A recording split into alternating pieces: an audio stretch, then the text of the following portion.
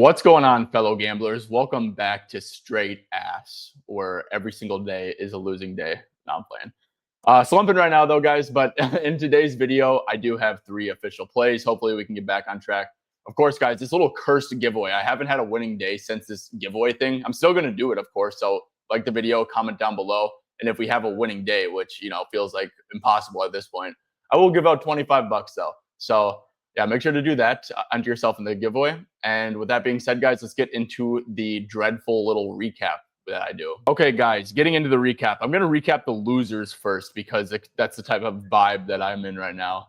Isaiah Stewart, over 15.5 PR, closed at, I think, 21.5. Fouls out in 6 minutes. Giannis, under 7.5 assists, 21 plus points. Look, man, he wasn't pacing great, right? I think he had 4 assists in like 13 minutes or so, but he got hurt. So we didn't get to see the end outcome, which kind of sucks. Jordan Clarkson, over 15.5 points. Not my greatest read. He ended up coming off the bench. Kind of was some risk involved. Deuce McBride ended up playing something I thought that maybe wasn't going to happen. He did have 14 points. Shot 0 for 3 from deep, but shot good from 2. So I'm not going to complain. I'm not too happy with that read. Dort cashed in like a minute, which is a winner. Okay, a final loser, Jovic, over 17.5 PRA. Honestly, man, I thought it was a good buy spot. I didn't watch any basketball last night, so don't really know what happened to him. I think he got 3 fouls in 6 minutes and probably just got out of rhythm or something. I'm not exactly sure. Not a great bet. And then Jalen Smith, guys, a little split on his points and threes. I gave that out on stream. Honestly, feel pretty happy about that. He kind of crushed that. And Jonas Valanciunas barely even played any minutes, probably because like Jalen Smith as a stretch big was just giving him problems. So 2 and 4 day, another losing day. Season still doing okay, but we got to turn the shit around fast. All right, guys. So first official play I'm gonna go with is gonna be Shaedon Sharpe, over 24.5 points. And I know like you're looking at this graph and you're probably like, oh, here comes another loser. And you might be right, honestly, the way NBA's been trending.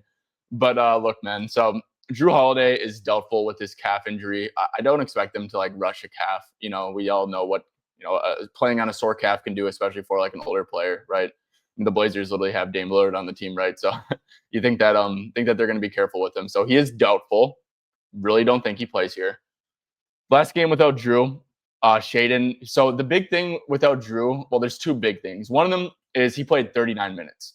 He did play 5 minutes in overtime, right? So he played 34 minutes, but he was in really, really bad foul trouble. I think he had 3 fouls very early in the second quarter. So he only played 12 first half minutes. He still ended the game with 34 regulation minutes. And why that's important is because in games with Jrue Holiday this year, and then if you just go to like a minute filter, he's been getting shorted on minutes pretty big time. Only at 27.7 minutes before that, right? So he's obviously been a pretty good scorer, even in these games, right? He's at 20.9 points. And then I think we can project him for like 34 minutes here, I'd say. I think that's a pretty good projection for him. So if you do like the math, even like in the games with Jrue, he was still at 25.6 points per 34 minutes on 26.8% shooting from deep, right? So obviously probably do a little bit of positive regression there too on that end. But here's the big thing, guys. No Jrue Holiday is massive because Portland really doesn't have like any other scoring options, really, right? They have like Denny, of course. They have Jeremy Grant, but outside of that, man, it's a bunch of like spot up guys who really can't self-create for anything. So we have a pretty big sample size at this point, guys. With Jrue Holiday off the court in a 151-minute sample size, he's at 29.6 field goal attempts per 36 minutes. You heard that right. 29.6 field goal attempts, man, which is like insane. He's absolutely just chucking, man. So look, I mean, you can just like quick go here and he's a pretty inefficient player for the most part. So like I don't think that there's going to be any like super tough schemes thrown at him unless he gets cooking, right? But like I mean, let's just go to like all time with like 20 plus field goal attempts. Only out of 17. Like I said, he is at 30. But Shaedon Sharpe, dude, look, man, his volume is just going to be ridiculous, man. Like I said, he's at 29.6 field goal attempts per 36 minutes with Jrue Holiday off the court. Dylan Brooks, the best defender by far on the Suns, is a very physical defender, and he's absolutely going to match up with Denny Avdia because of how physical he is.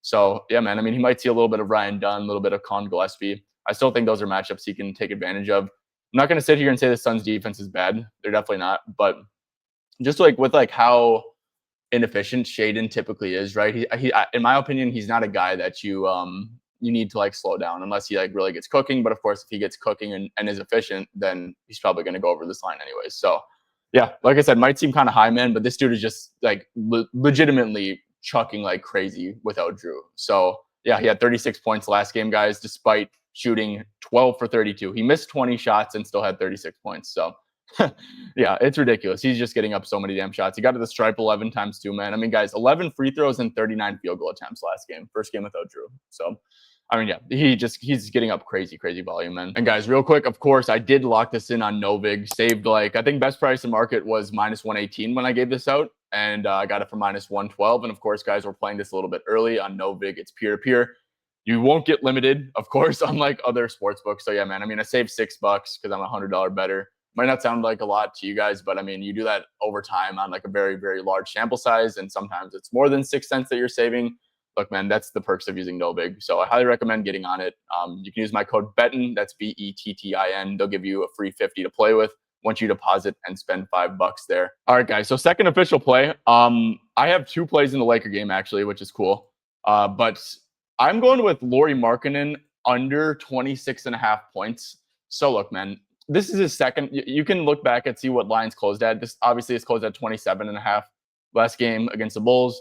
Look, this is the second highest line Lauri's had all year, and obviously he's been great, right? So it's like warranted that it moves up and stuff.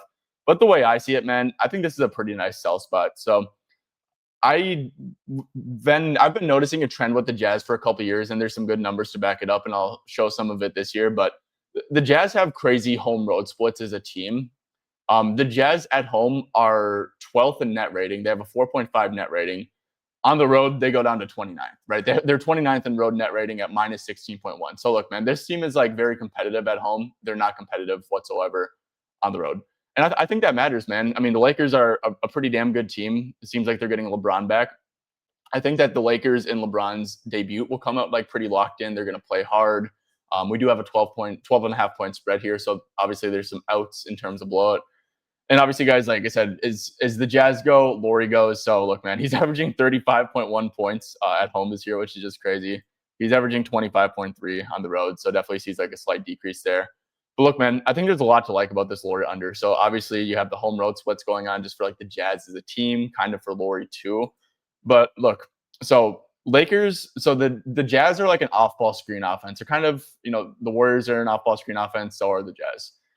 That's Lauri's number one play type. And the Lakers, this goes into like the blowout too, right? But they're really good at defending off-ball screens, man. They allow the second fewest points there on the year. Good at not fouling, good at getting back on defense in transition. Good against the pick and roll, man. Good against putback. Good against handoff. Like they're a pretty good defense everywhere except for spot up. And I know you might be like, yeah, Lauri's a catch and shoot guy, right? So I mean that's bad, right?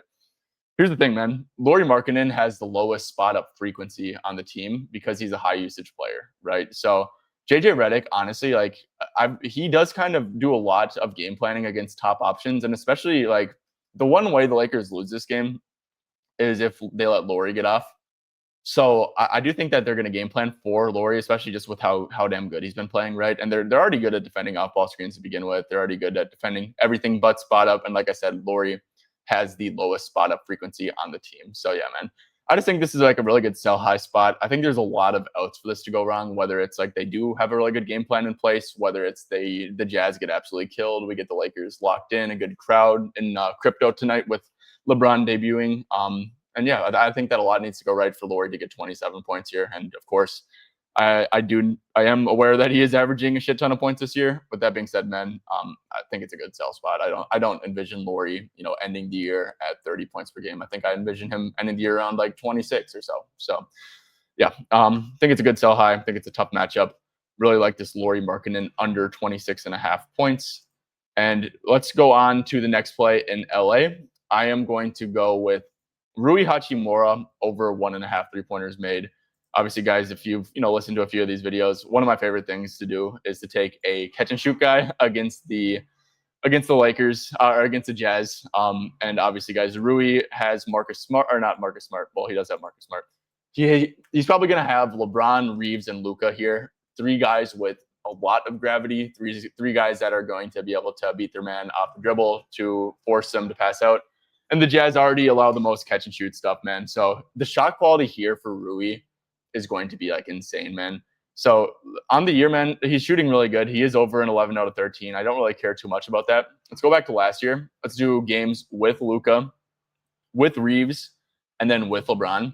And as you can see here, guys, he was over in 13 out of 20 games. But here's the thing. So if we go to opponent three-pointers attempted and you just literally take out the bottom three, he had a couple tough matchups against like Houston last year, who was like a team that really limited spot ups. And I think it was Orlando too, who obviously limits spot ups. Then you can see this bump, man. He averaged 2.6 three-pointers made. He was over in 13 out of 17 games, guys. He did average 5.9 three-pointers attempted, as we can see, and he did that all on 32.4 minutes. So obviously, probably not going to play that here with the spread and like, you know, the Lakers getting healthier, probably around like 28 to 30. So nothing too crazy on the bump. But here's the thing, man. Like I said, the Jazz are just going to give up so many wide the hell open catch and shoot threes. That's going to be Rui's role. He's not going to get any usage on offense with all these guys. He's not going to be asked to play down low at all. He's just going to be asked to space the floor and shoot the open threes when he gets them. And the Jazz are allowing the most catch and shoot threes over the last 10 games. So I think this is a really good look, man. I think that, like 13 out of 17 last year. I think that LeBron coming back, like, bump this price down. Like, we can see where he's been closing at, I guess, and just like check it out.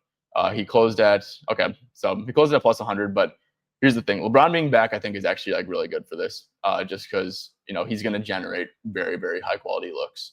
Alongside Luka and Reeves, who will also generate him very high quality looks as well. All right, everyone. Thank you for tuning in. As always, it is appreciated. Thank you for continuing to rock with me, although I have been complete dog shit at my occupation right now, right? But seriously, man, I do believe in myself. I do believe that I do know what I'm talking about, and I think that this is going to flip sometime soon. So stick with me, and do appreciate everyone for tuning in. And make sure you drop a like and sub on your way out if you do like this type of content. And I'll catch you guys tonight at 6 for the live stream, or either tomorrow again for another video.